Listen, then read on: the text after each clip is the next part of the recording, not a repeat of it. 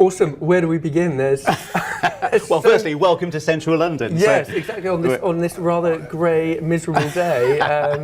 But London normally isn't like that, I believe. Absolutely not. No. But we're going to have a really exciting conversation about field service management. Yeah. So let's maybe start the conversation around the environment that we're actually in. What do you see is happening, Martin?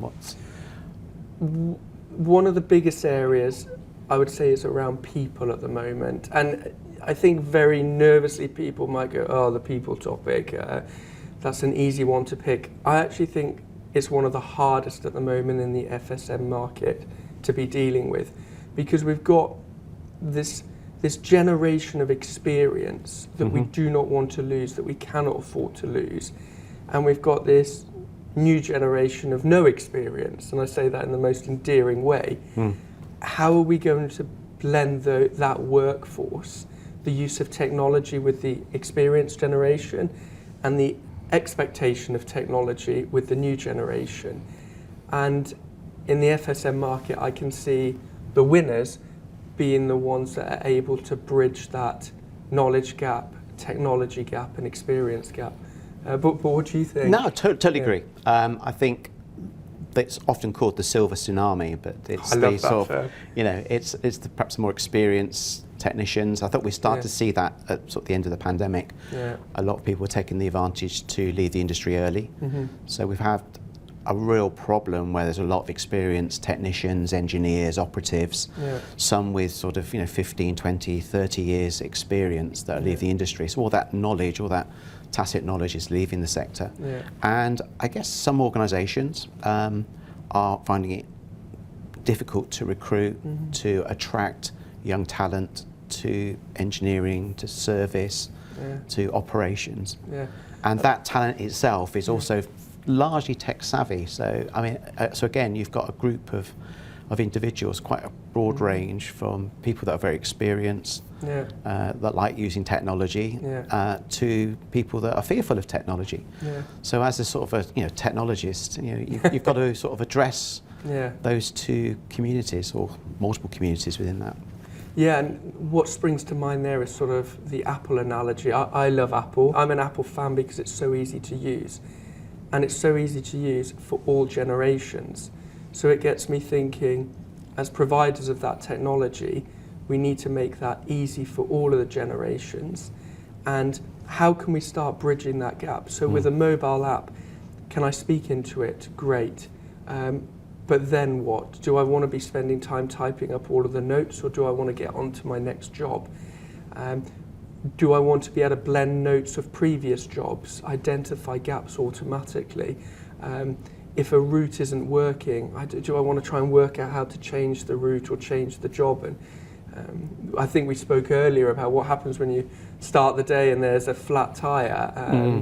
How's that going to work for the generation? I think it's different perspectives. So I mean, let's think from a technician's point of view. So I would say if I spoke to a group of technicians, probably the most important thing to them is to know where they're going, and know that they're expected, to know that if any parts or any sort of diagnostic information has been shared with them, and they know where those parts have actually arrived, or components, or they've got the necessary tools or equipment on board to actually do the work. So that their van's already fully stocked, and they don't get there and go, oh, damn, where's that part that I was expecting? But really, the big one is what's gone before, because for sometimes, particularly younger technicians, they might not have seen this particular appliance or particular asset before. So knowing what's happened, who serviced it before, what sort of problems it had, and again, experience tells you that if you've been to this particular client before, you know where to park, you know how to navigate to find the stores, to pick up the parts and things. But for a younger technician, perhaps it's the first time they've ever encountered this city or this location, and even getting through security. So for an engineer, a lot of things are all about providing information and collecting information from the customer in a usable form. So what's gone before? Have I got the necessary tools, experience, knowledge, access to support to do the job? And then actually finding the asset. You imagine going onto an airport campus, trying to locate a particular piece of equipment, which could be buried in the in one of the terminal buildings. And again, it's quite a lonely role. I mean, a technician on their own, sometimes they work in teams, sometimes they work in crews, but it's having that support and that knowledge. So that's one aspect. But you mentioned something interesting there about a customer. So customer expectations, I think, because we've all experienced service, good service and bad service, I think there are certain expectations now. So as a technology provider, the customer experience is critical. So I think customers want to know that an engineer's on their way, they're going to make the agreed appointment slot. They've got that last mile notification to say, they have actually arrived. And you've got me thinking actually now with data and connecting that customer experience. If they're smart, they're going to put that data of this property with these access points into their system. So if they have to come back, they have this wealth of knowledge, can get straight onto the point and fix it. Now, this is a single detached property in England, but what about when we're talking about massive complex buildings or offices with thousands of people in there and hundreds of thousands of parts? How do you start extrapolating that knowledge and that experience? And I don't know whether we'll come onto it, but also I start thinking about IoT, connected assets, these assets talking. And instead of coming out when there's a problem, what about coming out before there's a problem? Well, if we think about so we start maybe the conversation at the beginning of the journey, so where there's a particular symptom. So, classic sort of break fix scenario is something stops working. So we need to solve this. Or there might be symptoms that the particular asset, it might be a heat or vibration, so we know there's a problem. And indeed, as you said, connected asset might be that the equipment is, the sensors are picked up that the temperature of a particular bearing or something is getting hot compared to the ambient temperature, and it's sending out an alert. So I think at that point of triage, diagnostics, it's to capture information either through a form, through some sort of connected device, or through the agent conversation.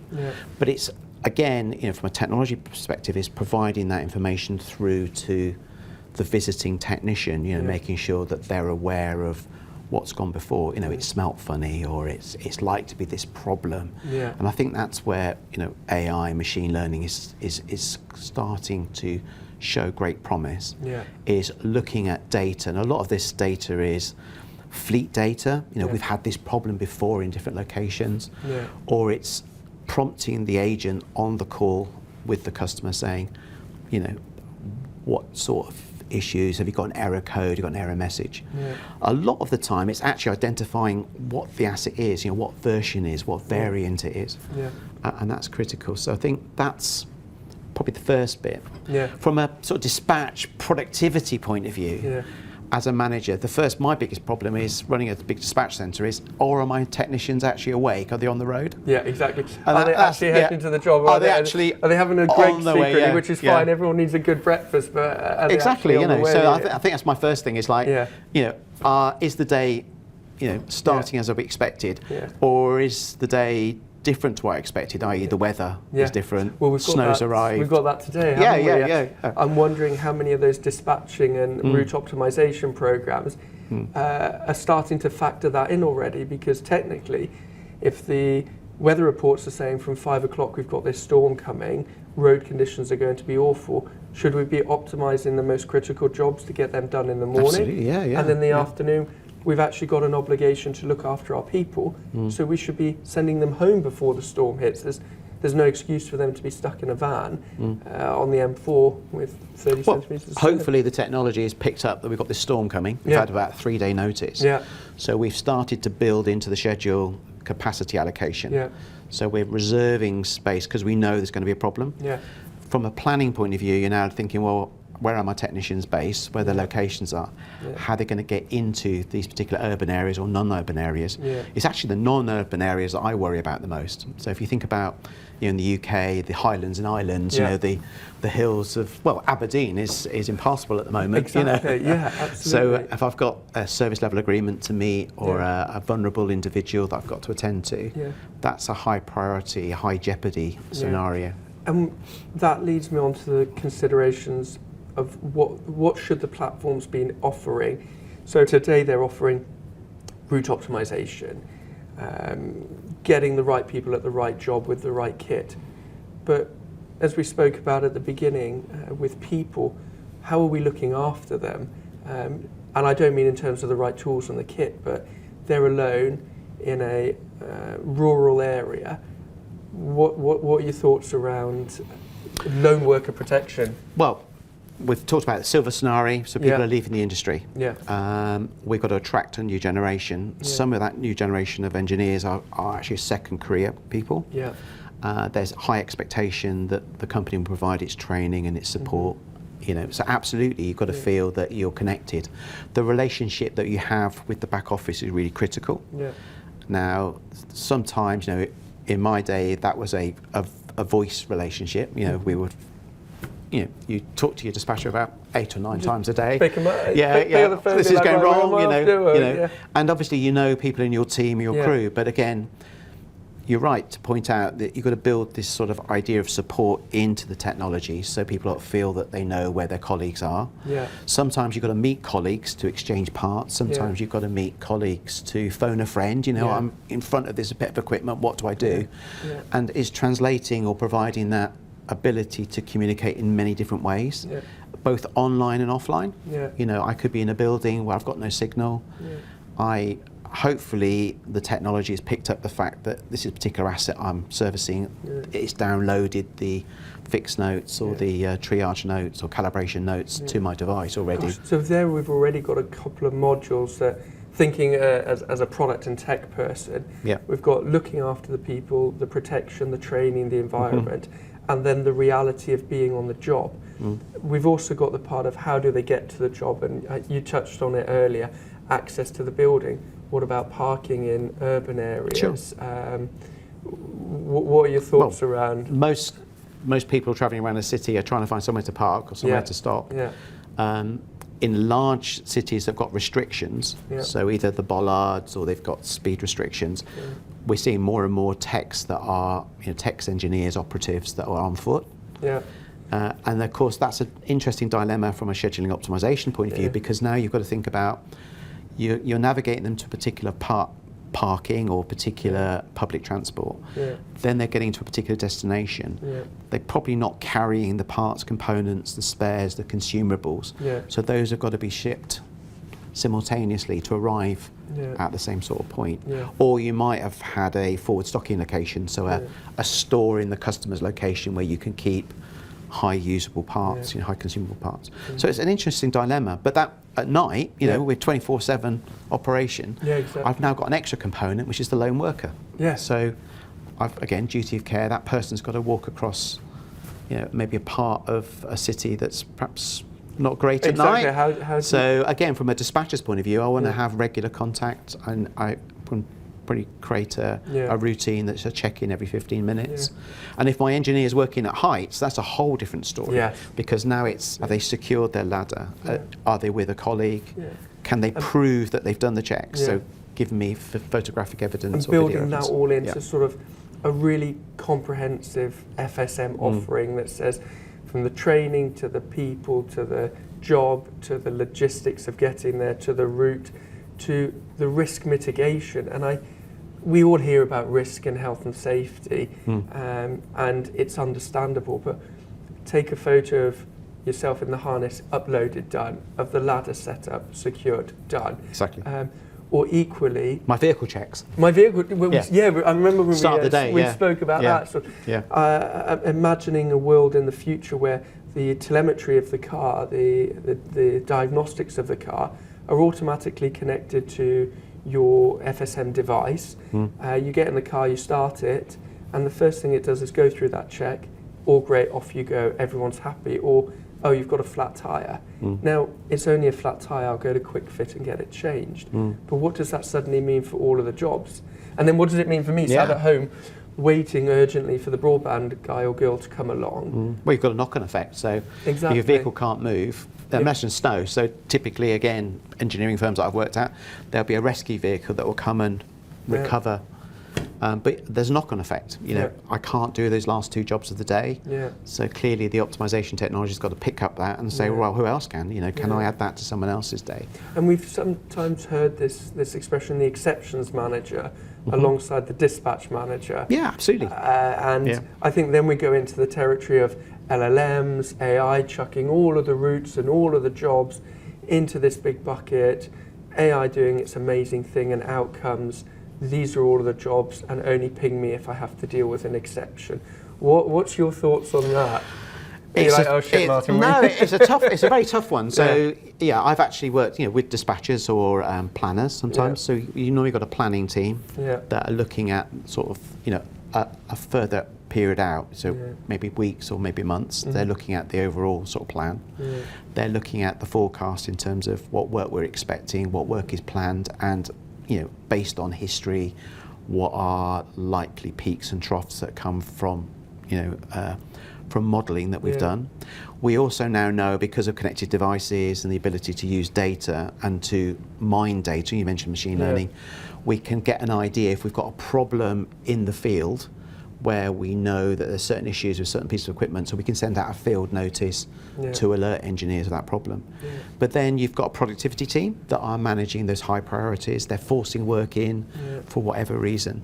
And you've got a team that are really thinking about the commercial aspects as well as the health and safety and the parts piece. But the commercial aspects are, what penalties are we like to incur if we miss an SLA, a service level agreement, or if we're having to revisit a job because we didn't quite get it right with the engineer's experience, or the part or the tool wasn't on site, so they couldn't complete the task, therefore it's a revisit or a recall. Okay, so really interesting thing. Let's just drill into the end customer experience. So if we think about sort of what customers are looking for today, and when I think about a customer, if I said to a customer, here's a piece of equipment or an asset, what does that customer want? I mean, I believe, to summarise it, is they need that piece of equipment to work at the point of need, whenever they need it. So it's high availability for the very lowest through life cost. So what I mean by that is that they want that asset to work through its life, and to be available when they need it. And to do that, many manufacturers are looking at servitization, which we've talked about in the industry for a long time, outcome-based business models, where a lot of the responsibility for the preventative maintenance, getting ahead of the asset's maintenance schedule, is taken up by the manufacturer or by service contracts. So I think that's a big trend. But I think when there is signs of a likely failure or a failure where it's the asset is stopped, they're then looking for very quick diagnostics triage. I mean, are you seeing that? Are you seeing this sort of collecting data, using data wisely, and then feeding, the algorithmic model, the AI models, to really work out what's the quickest, most efficient way of actually getting that issue resolved? The short answer is yes, but I'd say very limited at the moment, and that's where I'm going to turn the spotlight back on the product and the tech providers, ourselves included. We need to be able to facilitate that collecting of data, that what I call that chatter, that noise of all of those assets, and marry that up with the right people and the right tools to be able to fix that. And something that springs to mind as I was listening to you just was the catastrophic failure at Heathrow at the substation, I think a year or so ago. Should that have even happened? I would argue no, that's critical infrastructure. Should the diagnostics from that piece of equipment have been sent already? And I even believe that that piece of equipment was repaired 2 or 3 times from what I've read. I start questioning them, first time fix rate, second time fix rate, etc. Now, what we're also seeing is customers going on that journey themselves. So digitalization is beautiful and everyone is like, digital's the future. But before I go all the way to IoT, AI, connected assets, self-healing service, which I've spoken about in the past, how about just getting the right people on the right job at the right time and looking after them? And then those workflows, then those credentials, and it's really that bell curve almost. And I think as providers, we've got to be really careful that we're not over-digitalizing to start with, but saying, this is really great tech for routes. This is really great tech for optimizing those. This is really great tech for safety and your people. Yeah, no, absolutely. I mean, there's so much value in data. Yeah. And there's so much data in our industry. Yeah. If you think about the life of an asset, the install-based information, the history of servicing, the as-built bill of materials, the as-maintained bill of materials. To your point on the Heathrow experience, almost certainly there was, in the huge amount of unstructured data around all of the servicing, implementation, inspection, maintenance, all the checks, there's probably all sorts of gold in that 100%. data set. So again, I think some of the early use cases for AI, machine learning, is to look at that data and see if we can pull out trends, information that's useful to understanding. Is this a problem that's unique to this location, or is actually this a common problem that we're starting to see a trend across the country? That's really critical.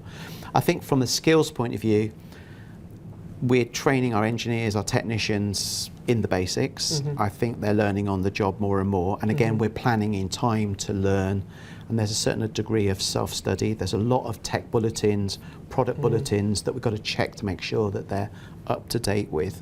And again, technicians, because of moving them around various territories as well, for seasonal demand, they suddenly may be faced with equipment they haven't seen. So I think there's lots in that, and it's absolutely the welfare. I think we're realising to attract new talent, to keep new talent, retain new talent, we've got to support them. And I'm seeing different business models where technicians are clustered together with like a coach or a mentor that's supporting that team. And there are regular check-ins. So again, you should probably just check in with your boss maybe once or twice a fortnight, something like that. Now, I think it's more frequent, and people are looking for, to check progress and things. And I said that relationship with the back office is really, really critical. There are two really interesting points there, and they're themes that we're seeing, and that is that connection with the dispatcher in your back office. We don't want to take that away, and I say we as the royal we, the product and tech people, we don't want to take those relationships away. We just want to facilitate how they can work even more effectively. And going back to the generational people side of it, I know that my father would have always wanted to speak with his team and his people. He's a military man, so it's slightly different, different operating theatres. But now he's saying to me, "Why do you always have to WhatsApp? Can you not just pick up the phone?" And I'm like, "Well, normally I'm in meetings because you're retired now, Dad." But there's a change in how that communication is happening, and I think as tech and product people, we need to facilitate that between the surveyors, the technicians, the engineers, and the back office. And the other bit that stood out is the seasonal part. What we're also seeing is being able to deal with that demand. Winter comes the heating, summer comes the air conditioning. But I'd be really interested in your thoughts around fire, safety, security, because that seems to be a particular area of interest at the moment as well, around the compliance of that, the auditing of that, the first install, the maintenance. Well, duty of care and safety of my employee and my team's most important. Compliance is the one thing that for a brand, and the last thing you want to be, they always used to say, last thing you want to be is in the pink pages. In the press, basically, telling an awful story of what's happened. So I think, compliance, regulatory adherence is really important.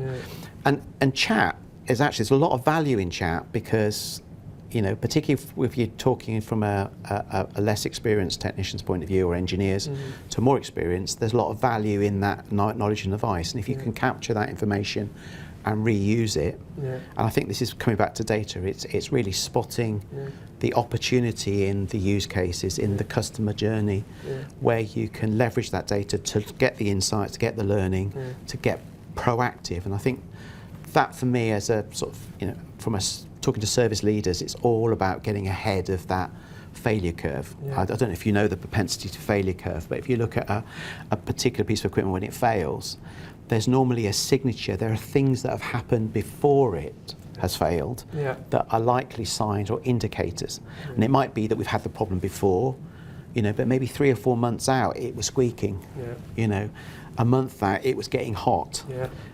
we were noticing vibration, we were noticing noise. So I think there are things that can be picked up, from data, picked up through the customer interface, that reporting the problem, be it through a portal, be it through a call center, be it through a customer's own team that's diagnosed the problem and just recording it on a customer app that is updating their enterprise asset management system, that in turn has picked up a condition that's going to alert the supplier.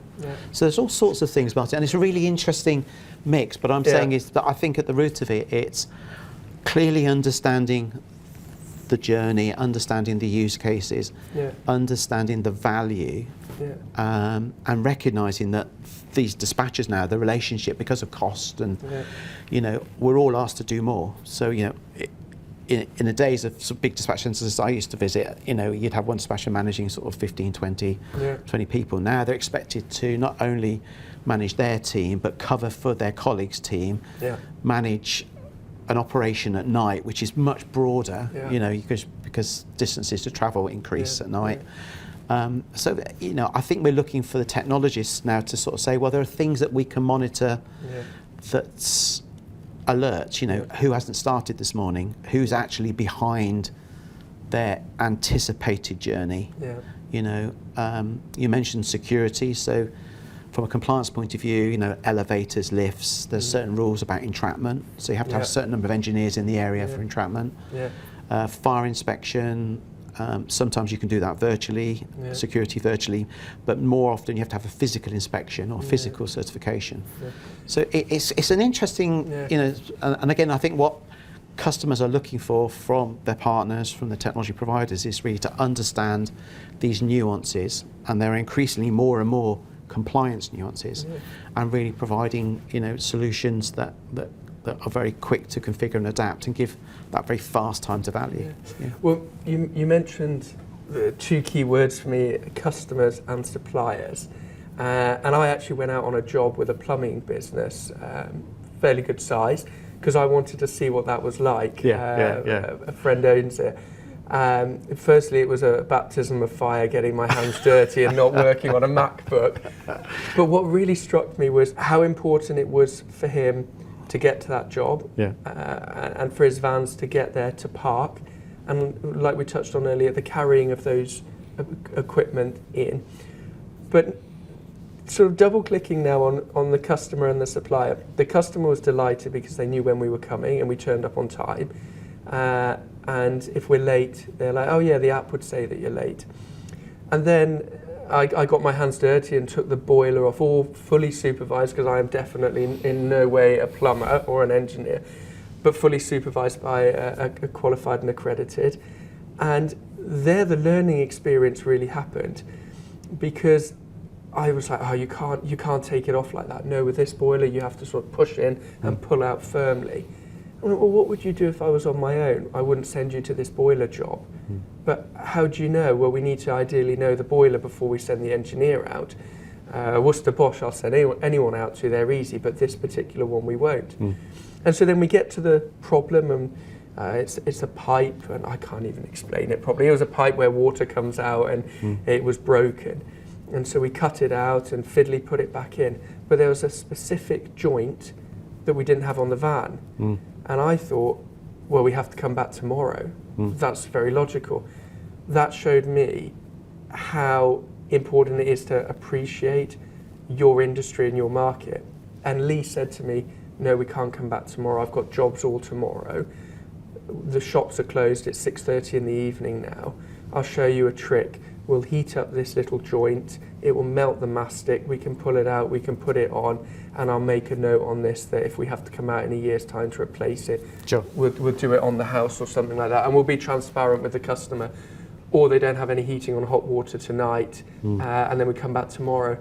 And that for me was the real reality of servicing the FSM space. The customer, the supplier and the technician all working hand in hand. Well, my experience, most technicians, engineers, operatives that I meet want to do a good job. I mean, that's what they're there for. These are the kids that you used to see at school. They used to sort of like fixing things and stuff. That's exactly them. And the technology is there to support and to enable. But again, if if you know details from the customer call, you mentioned about understanding the boiler, but clearly knowing the boiler, knowing the version, knowing the type, but also knowing that, because boilers are serviced over many years, 10, 15 years, pretty much every major part in that boiler, the fan, has been replaced, the control board's been replaced. Some of those parts are very expensive. So, do you put those parts onto your truck stock and carry that, that inventory cost, or do you pick it up from the local, plumbing merchant? Again, these are all things that the technology needs to think about when it's planning, because it's a parts pickup. Do I ship the part out? Do I give them a P card they can actually go and buy it? And that's the bit that excites me as the technology provider, as the product provider in that market. We want to make the people as successful as possible, doing their job as easily as possible. We want to help businesses manage their costs, like you say, manage their inventory, manage the efficiency of their people. And that also means looking after them, going, Martin did a terrible boiler job yesterday and he finished at 8 o'clock at night instead of 5, so tomorrow we'll do 2 jobs instead of 4, so looking after. And then connecting that up with the suppliers. So really, if we can be that integral red thread, that's making everyone successful, and that's what I really see as the FSM service providers being that red thread. Customers, suppliers, technicians, everyone's happy. That's the goal. Yeah, and ultimately you're judged from the customer satisfaction. Yeah, exactly. Customers are very vocal.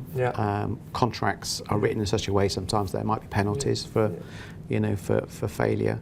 And what we've spoken about before in the past, certainly at Solvares, is we're actually trading in a currency that I think everyone would love to trade in, because it's so finite, and that's the currency of time.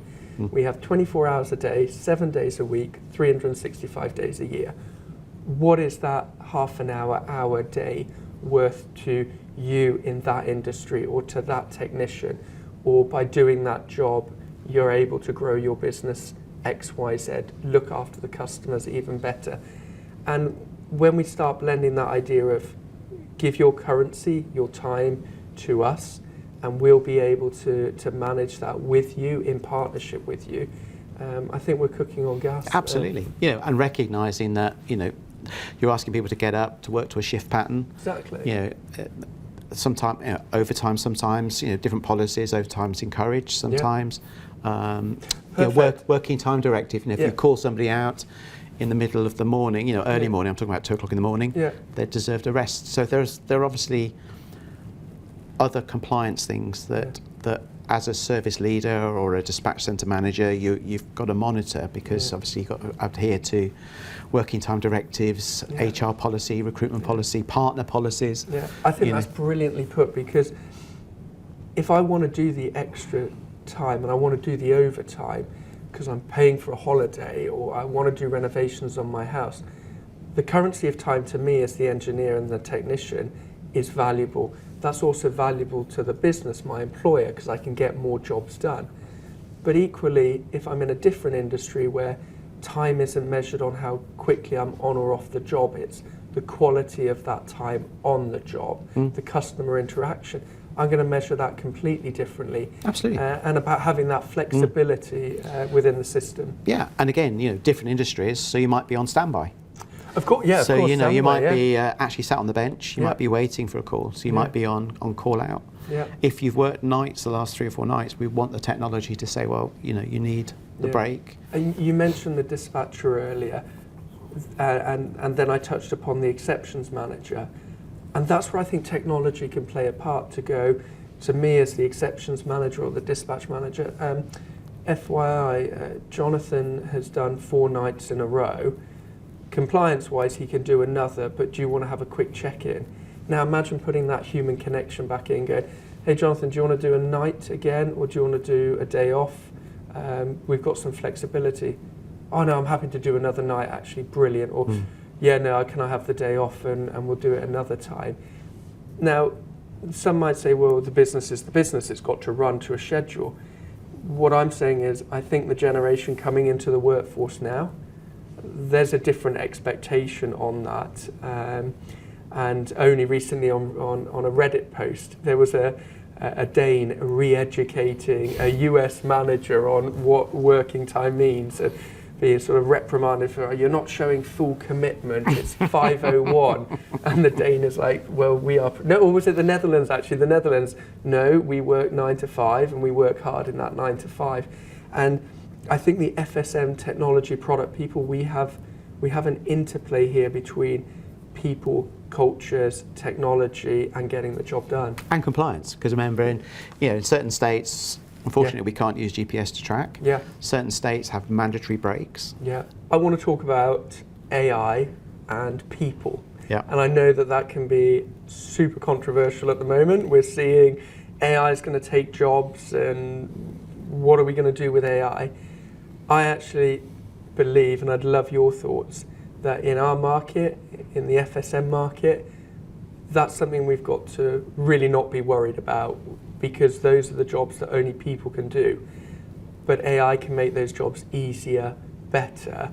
What's your thoughts from the boots on the ground, ear to the line?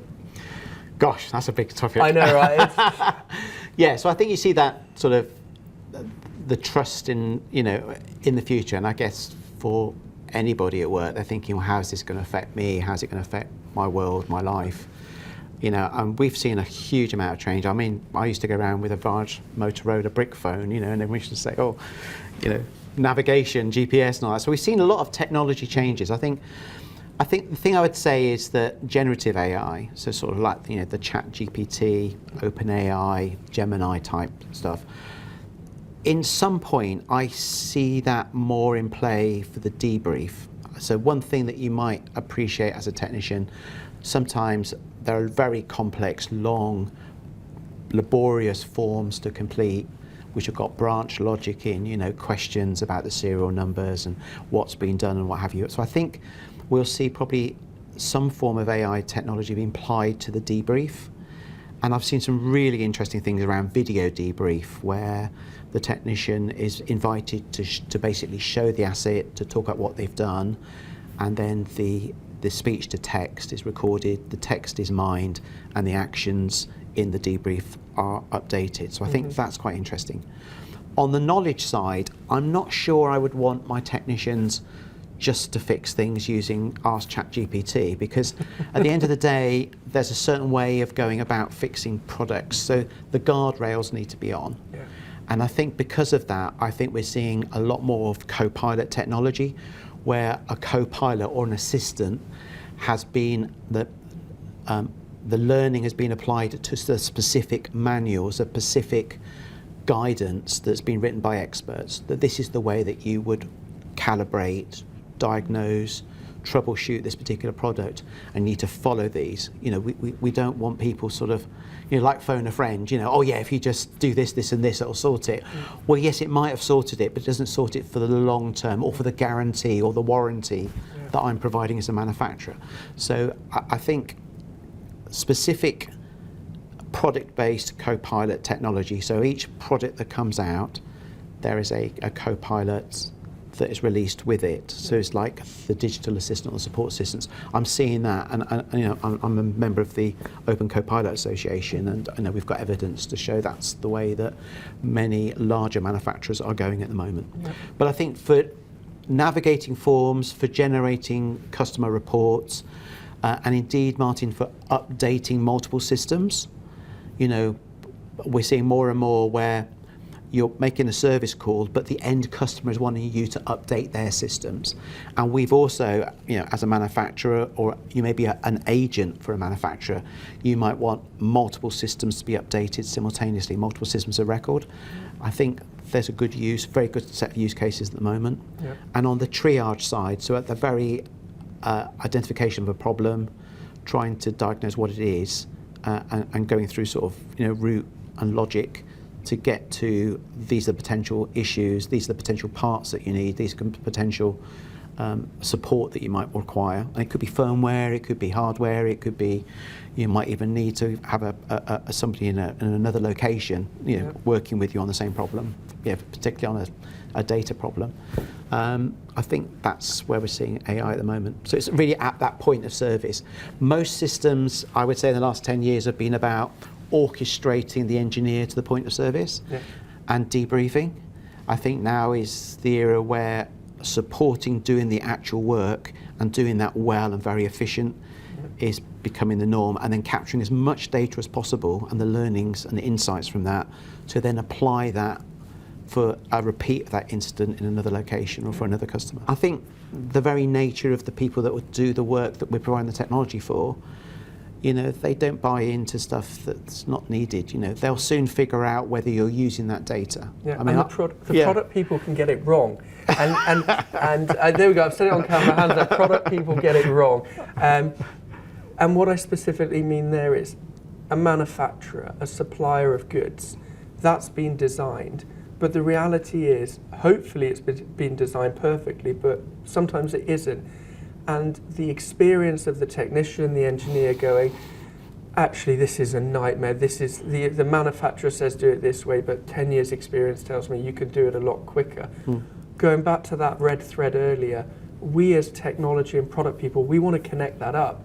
And how about feeding that information back to the manufacturer? Yeah, design for service. Exactly. Yeah, you bring in the team in that do the work to say, if you move this configuration, this plate, I can get to it so much more easily. And as a product team myself, to have that insight, customers happy, I make the product better. I just don't see there's an excuse not to. And a lot of it is actually now, when we're designing products, is you design for service, but you're designing for quick switch.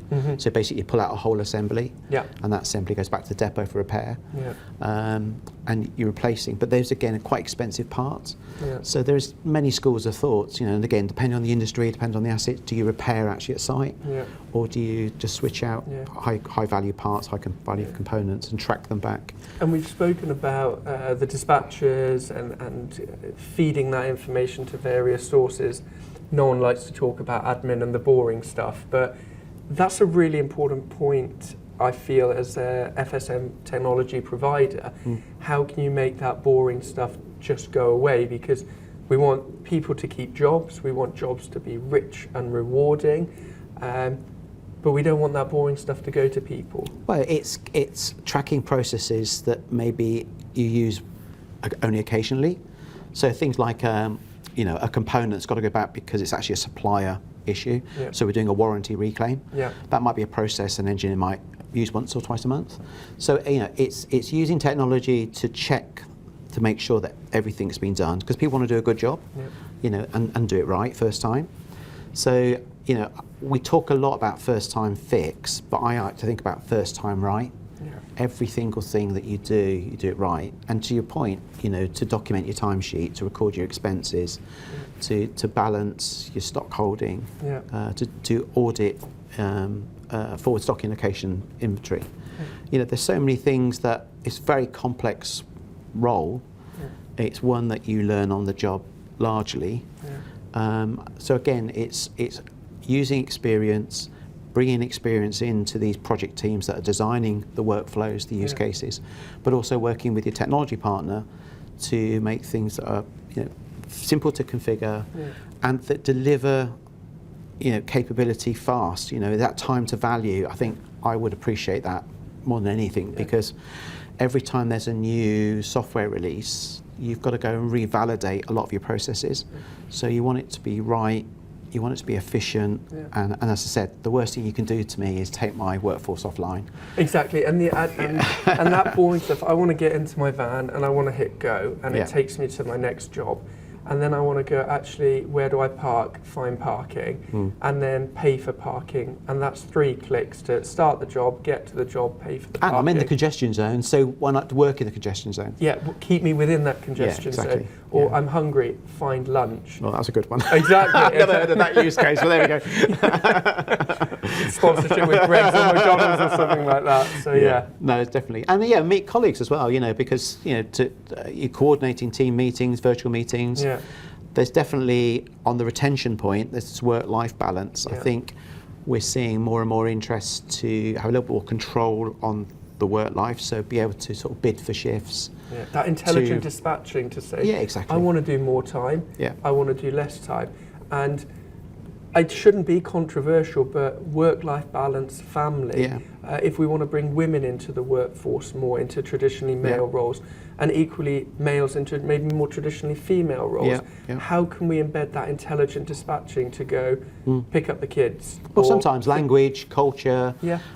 Gender is important. Yeah. You know, it's sometimes a requirement of a particular task. Yeah. So that's all balanced. But I think the other thing is just to get the work-life balance right is quite important, because people know their skill sets, they want to improve, they want to develop, and to give them opportunity. So to balance workloads.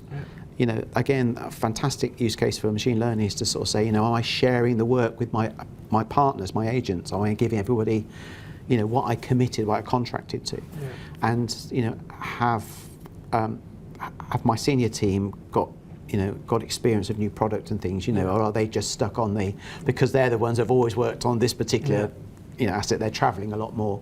So it's just basically managing getting the insights of getting the equity right, I guess, in terms of travel, interest in job, and again, I'm seeing more and more organisations now build in reward incentive schemes. So to do the job first time right, to do the first time fix, to improve your mean time to repair, to keep your qualifications up to date, or gives you incentive points or gives you additional bonuses. And again, the technology to support those schemes to make them very efficient, so there's not an overload of paperwork just to sort of document the scheme. So I guess the burning question, Martin, for any service leader or organisation wants to invest in sort of technology, what's the business case? So if I was going to a CFO to justify this sort of expenditure, what are the metrics? What are the justification, do you think? The right person on the right job at the right time, first time round. So basically, from a commercial, financial perspective, we're justifying fuel savings, efficiency in terms of time, parts, not having to revisit jobs. Exactly, not revisiting jobs. Less time on the road, less fuel being spent, less wear and tear on the vehicles. Less penalties, I guess, from a service level agreement. Exactly, the SLAs, the service level agreements. And also, which I would very much say should be in the CFO ball court, is customer satisfaction. Because there is such a link: high customer satisfaction, higher NPS score, higher profitability, higher growth. I guess better retention of my employees and maybe retention of my partners as well. Make a brilliant point, actually. We're talking all about the customers, but what about the employees? The cost of replacing them. Easier software, happier employees, happier technicians, less attrition. That's all money that can be invested elsewhere. And I guess for organisations that are moving to that proactive, the outcomes, servitised-based approach, you're going to need this level of technology, this level of orchestration to actually deliver that. So that ability for an organisation to offer their customers these new types of service contracts where you can be much more proactive, you're much more predictive, much more planned preventative maintenance work. That income, that revenue from a CFO's point of view becomes much more predictable. So they're basically smoothing out the traditional sort of peaks and troughs of a break-fix type business. The questions that I would be asking myself are, is this a partner that knows what they're talking about on scheduling, on optimising routes, on a mobile experience? Are they a partner that can go on our journey? Because whilst the technology might be unique to not unique, to a certain extent, it is very unique in its application. So what level of support can they give us? Where on our digital maturity curve are we? Do we want all of the AI algorithms technology, or do we just at the moment want to get people from A to B as efficiently as possible, but we're in safe hands for our journey over the next 3 or 4 years? I think for myself, buying technology is that I look for my sort of investment decision, I'm looking for a supplier that's got a track record. I'm looking for evidence that they can do what they say they can do, and they've got a reputation for doing that. And I think also the ability to handle a business that will no doubt grow through mergers, acquisitions, and change, because the one thing we've learned over the last few years is change is constant. Yeah.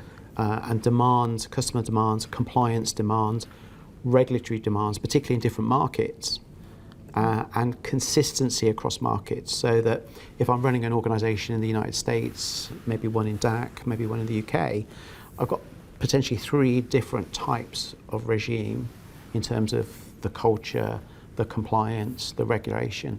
But I need a common way of managing that, of orchestrating that work and reporting on that work.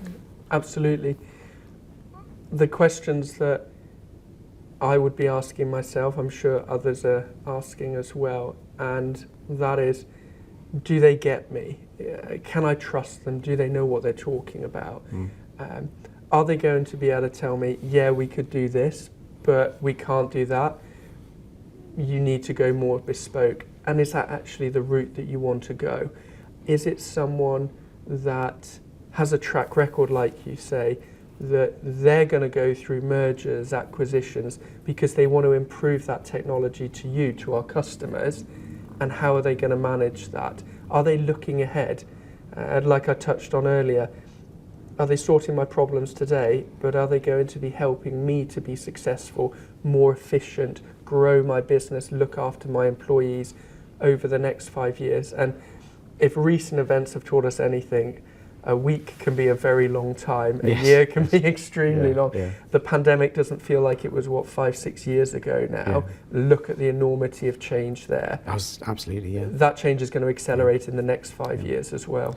So what's the call to action? So someone watching this interaction now. Pick up the phone, send us a WhatsApp, send us an email, visit the website, send a carrier pigeon if you want, although I'm not sure we're going to be able to collect them, and have a conversation to start. That sounds so cliche. Start your journey with us today to optimise your journey to success. Superb.